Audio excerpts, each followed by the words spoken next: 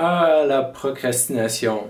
Vous écoutez cette vidéo-là parce que vous passez trop de temps sur des habitudes qui vous mènent à rien, qui vous donnent rien.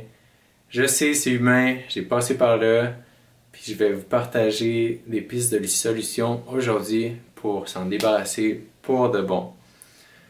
Donc, je l'avertis tout de suite, c'est des processus qui sont assez directs, assez, comment dire, drastiques. Mais bon, pour des habitudes drastiques, des fois, il faut des mesures drastiques. Donc, premièrement, il faut avoir le savoir de qu'est-ce que c'est la procrastination. Qu'est-ce que c'est? C'est d'avoir une récompense instantanée plutôt qu'une plus grosse récompense plus tard. Donc, au lieu d'étudier pour un examen, ben, on va aller sur son téléphone pendant des heures. Parce que le téléphone, c'est direct, c'est de la dopamine qui est téléchargée dans le cerveau direct, avec les notifications, avec l'information, avec tout ce qui se passe, toute l'action qui se passe, mettons par des vidéos ou sur Facebook. C'est toute la dopamine qui va dans le cerveau, puis donc, le cerveau, il dit, ben là, j'aime bien mieux avoir tout ça maintenant plutôt que de faire quelque chose qui va peut-être me rapporter plus tard. Je partage une étude scientifique, en fait une expérience scientifique qu'ils ont faite avec des souris qui exprime vraiment bien ce point-là. À chaque fois que les souris se rendaient à une place dans le labyrinthe, leur casque qui était connecté à leur cerveau déclenchait une décharge de dopamine à chaque fois qu'ils se rendaient à cet endroit spécifique-là. Donc, OK, on enlève la souris, on recommence l'expérience, mais maintenant, à chaque fois que la souris va venir proche de cet endroit-là, on va envoyer des électrochocs intenses. Mais la souris, elle est quand même à cet endroit-là, courbée de douleur pour aller chercher ce déclenchement de dopamine-là dans le cerveau. Qu'est-ce que ça veut dire? C'est que premièrement, vous ne voulez sûrement pas être ces souris-là.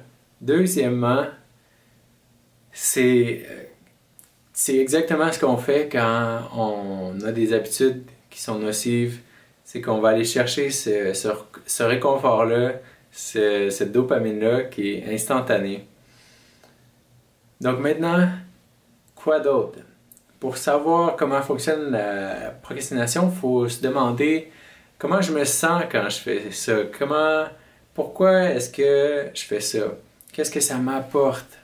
Donc prenez un journal, écrivez toutes ces choses-là. Puis vraiment, ça marche pour n'importe quelle habitude. Ici, on parle de Facebook précisément, mais c'est la même chose pour n'importe quoi. Donc une fois que vous avez ça, deuxièmement, il faut se pardonner. C'est tellement important. Ils ont fait une étude avec des élèves à l'université où est-ce que ceux qui se pardonnaient d'avoir procrastiné performaient mieux à l'examen plutôt que ceux qui se pardonnaient pas puis qui se donnaient en fait de la... Donc sachant ça, maintenant qu'on se pardonne, il faut changer nos habitudes. Souvent le matin, première chose qu'on fait, on ouvre notre téléphone, on regarde nos messages, on regarde nos emails, on regarde Facebook. Il faut changer cette habitude-là. C'est la pire chose à faire parce qu'on envoie notre signal au cerveau que cette chose-là est importante. C'est la première chose qu'on fait le matin. Remplacez ça, allez marcher dehors, allez faire de la méditation, allez déjeuner avant de checker n'importe quel message ou n'importe quelle habitude que vous faites. Ça peut être YouTube, ça peut être des films d'adultes, n'importe quoi. Ensuite, questionnez-vous. Qu'est-ce que ça va faire dans ma vie si je continue cette habitude-là? Où est-ce que je vais être dans 5 ans si je continue à procrastiner comme je le fais? Qu'est-ce que ma vie va ressembler si je ne change pas? Ça peut vous motiver, soit dans le sens négatif de « Oh, je veux pas ça », ou soit dans le sens positif « Oh, je veux ça ». Qu'est-ce que je veux accomplir dans ma vie? C'est quoi mes ambitions? C'est quoi mes rêves? Donc, c'est important d'être clair là-dessus. Maintenant, comment changer cette habitude-là? Vous allez dans sur votre site web, il y a des extensions que vous pouvez télécharger, souvent sur Chrome, il y a plusieurs sortes. Vous allez chercher l'application qui s'appelle Newsfeed Eradicator. Ce que ça va faire, c'est qu'on va enlever toutes les informations sur votre mur de tout le monde. Vous n'allez pas pouvoir voir les informations ou les posts de vos amis ou de vos pages. Donc ça va faire en sorte que c'est un peu plate en fait Facebook quand vous ne pouvez pas aller voir plus d'informations. Vous avez juste les messages puis les notifications. Donc une fois que vous faites ça, si ça c'est trop dramatique pour vous, mais au moins mettre une autre extension qui s'appelle Time Tracker. Ça va vous dire combien de temps vous passez sur Facebook ou sur YouTube. Donc ça va pouvoir prendre ça peut vous faire réaliser à quel point si vous perdez du temps en fait. Puis peut-être que ça va vous réveiller un peu à changer vos habitudes. Parce que vraiment on a du temps limité par jour.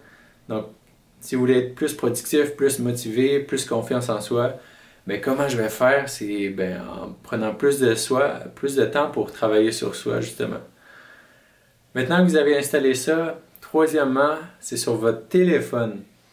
Vous allez dans les contrôles parentaux, vous allez bloquer Facebook, bloquer les sites que vous passez trop de temps, bloquer YouTube.